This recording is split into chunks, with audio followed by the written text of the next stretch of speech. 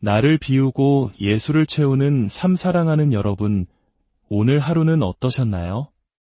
혹시 삶의 여러 문제들 속에서 마음의 평안을 잃지는 않으셨는지요? 우리 삶에 어떤 일이 일어나든 그 모든 것 너머에 있는 평화와 행복의 자리가 있다는 것을 알고 계신가요? 오늘 우리는 그 길을 함께 찾아가려 합니다. 이 메시지가 당신의 마음에 깊은 울림을 준다면 좋아요와 구독을 통해 더 많은 분들에게 이 귀한 은혜를 나누어 주시는 일에 동참해 주세요. 당신의 작은 손길이 누군가에게는 큰 위로와 희망이 될 수 있습니다. 여러분의 삶에 하나님의 축복이 가득하기를 기도하며 이제 시작하겠습니다. 만약 교회가 진정으로 교회의 역할을 다하고 우리 모두가 마땅히 그래야 하듯 하나님을 온전히 사랑하며 그분의 도구로 쓰임받는다면 세상은 어떻게 변할까요? 아마 오늘날 우리가 겪는 많은 문제들은 존재하지 않았을 겁니다. 하나님은 당신을 너무나도 사랑하시며 당신을 높이기를 원하십니다. 세상의 모든 좋은 자리와 명예로운 칭호를 믿지 않는 자들이 차지하는 것을 원하실까요? 아닙니다. 하나님은 그분의 자녀인 바로 당신이 그 자리에 있기를 원하십니다. 하지만 우리가 교만으로 가득 차서 스스로를 다른 사람보다 낫다고 여기기 시작한다면 우리는 그 축복을 받고 유지할 수 없습니다. 오늘 우리가 함께 나눌 이야기는 요한복음 3장에 기록된 한 사건에서 시작됩니다. 이 일이 있은 후 예수님께서는 제자들과 함께 유대 땅으로 가셔서 그들과 함께 머무시며 세례를 베푸셨습니다. 한편 세례 요한도 살렘 가까운 에논에서 세례를 주고 있었는데 그곳에는 물이 많았기 때문입니다. 수많은 사람들이 계속해서 그에게 나아와 세례를 받았습니다. 그때는 요한이 아직 감옥에 갇히기 전이었습니다. 그때 요한의 제자들 중 몇몇이 한 유대인과 정결 예식에 대해 논쟁을 벌이게 되었습니다. 그들은 스승인 요한에게 찾아와 보고하며 말했습니다. 이 말을 주의 깊게 들어보십시오. 랍비여, 요단강 건너편에서 선생님과 함께 계셨고 선생님께서 증언하셨던 그분이 지금 세례를 베푸는데 모든 사람이 그에게로 몰려가고 있습니다. 그들의 마음이 느껴지시나요? 그들은 우리와 조금도 다르지 않았습니다. 그들의 말 속에는 불안과 시기심이 담겨 있었습니다. 요한 선생님, 큰일 났습니다. 예수라는 분이 선생님보다 더 큰 무리를 모으고 있습니다. 모든 사람이 그에게로 몰려가고 있어요. 어떻게 교회들 사이에 어느 교회가 더 큰지를 두고 경쟁이 있을 수 있을까요? 한 설교자가 세인트루이스의 가장 가난한 지역에 들어가 교회를 세웠던 경험을 나눈 적이 있습니다. 그런데 주변의 몇몇 교회들이 화를 냈다고 합니다. 거대한 사역단체가 자신들의 영역에 들어와 교회를 세우면 자신들의 교인들을 빼앗길까 두려웠기 때문입니다. 그 설교자는 단지 그 지역에 들어가 축복을 나누고 싶었을 뿐인데 말이죠. 요한의 제자들이 이제 그분도 세례를 베푸는데 모두가 그에게로 몰려갑니다 라고 말했을 때 그들의 마음도 이와 같았을 겁니다. 하지만 요한은 완벽한 대답을 가지고 있었습니다. 그는 이렇게 대답했습니다. 사람은 하늘로부터 받은 것이 아니면 아무것도 받을 수 없다. 이것을 다시 들어보십시오. 사람은 하늘이 주신 선물 외에는 아무것도 주장할 수 없고 자기 것으로 취할 수 없으며 그것에 만족해야 합니다. 왜냐하면 다른 근원은 없기 때문입니다. 아멘. 여러분 한 사람 한 사람에게는 하나님께서 주신 선물이 있습니다. 그 선물이 비록 화장실을 청소하는 일이라 할지라도 여러분은 그것에 만족해야 합니다. 왜냐하면 우리 모두는 각자의 자리에서 반드시 필요한 존재이기 때문입니다. 어떤 목사님에게 물었습니다. 주로 어떤 일을 하십니까? 그러자 그는 웃으며 대답했습니다. 때로는 화장실 청소도 하고 때로는 그 말을 듣는 순간 저는 어떤 일이든 자신을 너무 높게 여겨하지 못할 일이란 없다고 생각하는 사람들을 진심으로 존경하게 되었습니다. 아멘. 과거 1970년대에 성령 세례 운동이 활발했을 때 많은 사람들이 자신의 은사가 무엇인지에 대해 무척이나 궁금해했습니다. 당신의 은사는 무엇인가요? 서로 이렇게 묻곤 했죠. 하지만 여러분, 제가 비밀 하나를 알려드릴까요? 우리는 은사보다 열매에 훨씬 더 많은 관심을 가져야 합니다. 성령의 열매, 즉 사랑과 희락, 화평과 오래 참음, 자비와 양선, 충성과 온유, 절제. 바로 이런 것들에 우리가 집중할 때 은사는 자연스럽게 나타나고 드러나게 될 것입니다. 요한의 대답을 다시 한번 읽어보겠습니다. 사람은 하늘로부터 받은 것이 아니면 아무것도 받을 수 없다. 제가 지금 이 자리에서 말씀을 전하는 것도 제가 원해서 할 수 있는 일이 아닙니다. 이것은 하늘로부터 온 선물입니다. 그렇기에 우리는 다른 사람의 선물을 결코 질투해서는 안 됩니다. 예를 들어 어떤 목사님은 찬양을 아주 잘합니다. 저도 노래를 잘하고 싶지만 제 목소리는 조금 독특해서 예배 중에 찬양을 할 때면 제 마이크는 꺼져 있곤 합니다. 아무도 제가 어떤 음으로 노래하는지 모르기 때문이죠. 제 목소리는 여성의 목소리치고는 꽤 낮고 특이합니다. 예전에는 제 목소리가 항상 싫었습니다. 호텔에 전화를 걸면 언제나 네, 선생님 하는 남자 대하는 목소리를 들었으니까요. 가장 재밌었던 일은 피부 관리를 받으려고 스파에 예약 전화를 했을 때였습니다. 직원이 제게 얼굴에 털이 있냐고 묻더군요. 처음엔 무슨 말인지 몰라서 우리 모두 약간의 솜털은 있잖아요 라고 대답했습니다. 그러자 그녀가 말했습니다. 아니요, 제 말은 혹시 수염이나 콧수염이 있으신가요? 저는 말했습니다. 둘 다 없는데요. 그리고 저는 여자입니다. 그녀는 죄송합니다, 라며 연신 사과했습니다. 하지만 이 독특한 목소리가 제게 축복이 된 적도 많습니다. 한 번은 시카고의 한 교회에 갔을 때 주차를 하는데 오토바이를 탄 한 남자가 다가왔습니다. 그는 온몸에 문신을 하고 가죽 조끼를 입은 거친 목소리의 소유자였습니다. 그가 말했습니다. 당신이 제 인생을 바꿨습니다. 그런데 사실 저는 당신이 여자인 줄 모르고 6개월 동안이나 당신의 설교를 들었습니다. 보십시오. 당신의 선물이 조금 독특하게 느껴질지라도 하나님께서는 어머니의 태 속에서 우리 각자를 그분의 손으로 직접 만드셨습니다. 우리는 실수가 아닙니다. 우리는 잘못된 인종도 잘못된 성별도 아닙니다. 우리 모두는 하나님께서 원하시는 바로 그 모습 그대로입니다. 그리고 제가 마침내 깨달은 것이 있습니다. 하나님께서 말씀하셨습니다.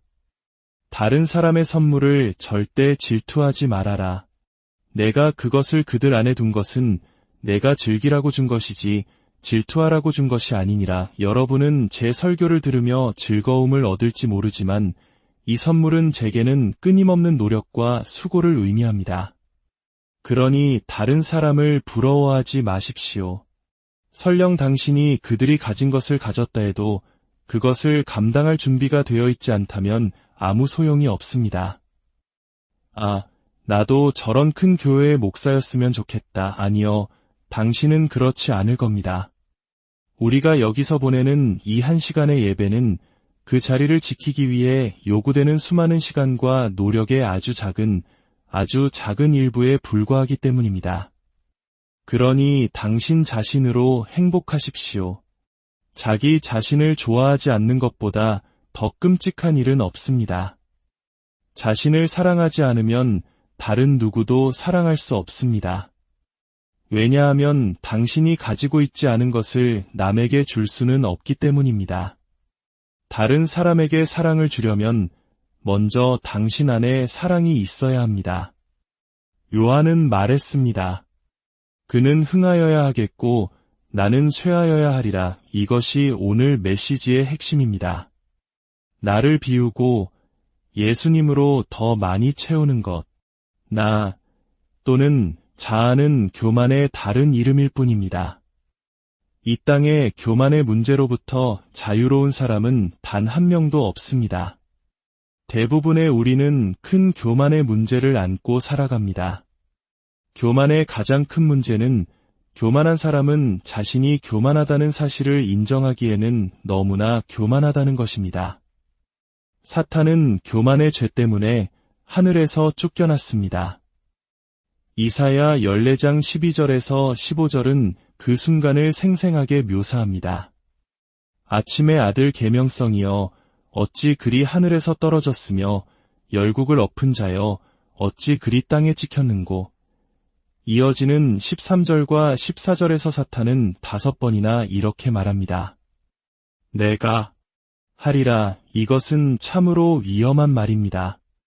내가 하늘에 올라 하나님의 뭇별 위에 내 자리를 높이리라. 내가 북극 지표의 산 위에 앉으리라. 가장 높은 구름에 올라가 지극히 높은 이와 같아지리라. 그러나 주님은 말씀하십니다. 그러나 내가 스올 곳 구덩이 맨 밑에 빠뜨려지리로다. 우리가 스스로를 높이면 하나님은 우리를 낮추셔야만 합니다. 그러나 우리가 하나님의 강한 손 아래에서 스스로를 낮추면 그분께서 우리를 높이실 것입니다.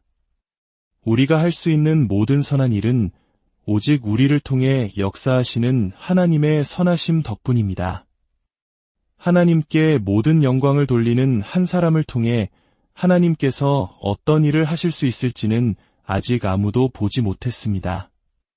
때로 사람은 더 많은 일을 할수록 더 교만해지고 결국 하나님께 영광 돌리기를 멈추게 되어 더 이상 쓰임받지 못하게 됩니다. 성경은 오른손이 하는 것을 왼손이 모르게 하라고 말씀합니다. 이는 당신이 누군가에게 선한 일을 했을 때 심지어는 자신이 얼마나 선한 사람인지 생각하며 스스로에게 도취되어서도 안 된다는 의미일 것입니다. 만약 하나님께서 제게 은혜를 주셔서 제가 오늘 2번의 훌륭한 설교를 했다면 저는 이곳을 떠난 뒤에는 더 이상 그것에 대해 생각할 필요가 없습니다. 그저 저를 도와주신 하나님께 감사하면 됩니다.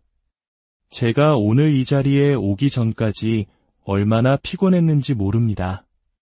새벽 2시 반에 일어나 결혼식 리허설과 예식에 참석하고 늦은 밤에 잠자리에 들었다가 다시 새벽 일찍 일어나 이곳으로 오는 비행기를 타기 위해 짐을 싸야 했습니다. 비행기 좌석에 앉아 저는 이렇게 기도했습니다. 하나님, 오늘 저를 통해 어떤 일이 일어난다면 그것은 전적으로 주님께서 하시는 일이어야만 합니다. 우리는 모든 것에 대해 그 어느 때보다 더 하나님께 영광을 돌리고 우리가 가진 모든 것에 감사해야 합니다. 불평은 죄라는 것을 아십니까? 이스라엘 백성들이 광야에서 저지른 가장 큰 죄 중 하나가 바로 불평이었습니다. 하나님께서 그들을 위해 무슨 일을 하시든 그들은 불평했습니다. 기적의 음식인 만나에 대해서도 불평했습니다. 결국 불뱀들이 진영에 들어와 하루에 2만 3천 명이 죽었습니다. 단지 그들이 불평했기 때문입니다. 우리는 불평을 통해 얼마나 많은 악마를 우리 삶에 들여놓고 있을까요? 우리 중에 불평할 거리가 있는 사람이 과연 누가 있을까요? 저는 아프리카의 여러 마을에서 매일 몇 마일씩 걸어가 강에서 질병으로 가득한 더러운 물을 길어와 마시고 사용하는 사람들을 보았습니다. 그런데 저는 부엌과 욕실에서 뜨거운 물과 차가운 물을 원하는 만큼 마음껏 쓸 수 있습니다. 우리는 감사할 것이 너무나도 많습니다. 하지만 인간이기에 의식적으로 노력하지 않으면 더 많이 가질수록 갖지 못한 것에 대해 더 많이 불평하는 경향이 있습니다. 그러나 우리는 그렇게 살지 않아도 됩니다. 교만과 불평으로부터 우리를 지켜줄 가장 위대한 보호막 중 하나는 바로 의도적으로 급진적이고 관대하며 파격적인 주는 자가 되는 것입니다. 저는 사역을 시작한 순간부터 만약 제가 조금이라도 성공을 거두고자 한다면 가난한 사람들을 돌보는 일을 반드시 해야 한다는 것을 알았습니다. 가난한 이들을 돕지 않는 교회는 스스로를 교회라 부를 자격이 없다고 생각합니다. 예수님께서는 마태복음 25장에서 말씀하셨습니다. 너희가 여기 내 형제 중에 지극히 작은 자 하나에게 한 것이 곧 내게 한 것이니라. 이 지극히 작은 자 하나에게 하지 아니한 것이 곧 내게 하지 아니한 것이니라. 주님은 그것을 개인적으로 여기십니다. 감옥에 있는 이들을 방문하고 당신보다 덜 가진 이들을 항상 도우십시오. 사람들을 칭찬하고 세워주고 격려하십시오. 그들의 잘못된 점 하나를 찾아내어 계속해서 그것에 대해 이야기하지 마십시오. 사람들을 당신이 원하는 모습이 아니라 있는 모습 그대로 사랑하십시오. 아멘. 사도 바울은 교만과 자아에 대해 무엇이라 말했습니까?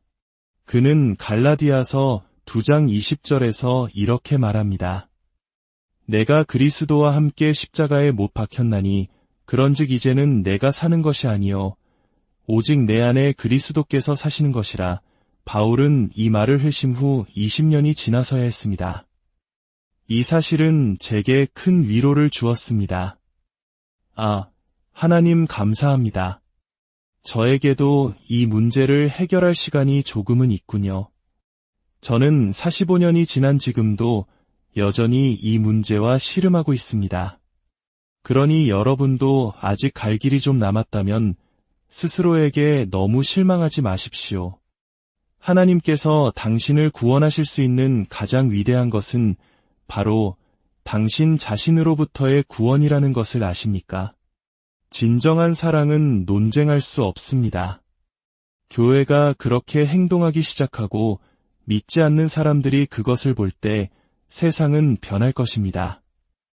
우리 스스로를 그리스도인이라고 부르는 우리 각자가 매일 단 한 사람을 위해 단 한 가지 선한 일을 한다면 어떻게 될까요? 사도 바울은 빌립보서 3장에서 이렇게 기도합니다. 그의 기도는 너무나 강력합니다. 그리스도를 아는 지식이 가장 고귀하므로 나는 다른 모든 것을 해로 여깁니다. 우리는 예수님에 대해 아는 것에서 그쳐서는 안 됩니다. 우리는 예수님을 알아야 합니다. 여기에는 큰 차이가 있습니다. 그는 계속해서 말합니다. 그를 위하여 내가 모든 것을 잃어버리고 배설물로 여김은 그리스도를 얻고 그 안에서 발견되려 함이니 당신이 예수님을 위해 모든 것을 잃을 각오가 되어 있을 때 주님은 결국 당신에게 모든 것을 주실 것입니다. 우리는 모든 것을 하나님께 드리고 나면 아무것도 남지 않을까 봐 두려워합니다. 하지만 지금 당신이 가진 것이 당신을 행복하게 합니까? 저를 행복하게 하지는 못했습니다. 저는 온통 제 생각뿐이었습니다. 나는 어쩌지? 내게는 뭐가 있지? 저는 비참했습니다. 하지만 하나님께서는 성경 속에 숨겨진 작은 비밀을 제게 주셨습니다. 로마서 12장 21절입니다. 이 말씀이 당신의 삶을 바꿀 것입니다. 악에게 지지 말고 선으로 악을 이기라. 당신의 집에서 악마를 쫓아내고 싶으신가요? 그렇다면 당신이 할 수 있는 한 모든 사람에게 최대한 선을 행하십시오. 특히 당신의 원수들에게 말입니다. 바울의 간절한 기도는 이어집니다. 나의 간절한 목적은 그를 아는 것이며 그분의 부활의 능력을 아는 것입니다. 이것이 바울이 추구했던 것입니다. 부요함이나 교회에서의 높은 직분이 아니었습니다. 그의 목적은 오직 주님을 알고 죽은 자들 가운데서 우리를 일으키시는 그 부활의 능력을 아는 것이었습니다.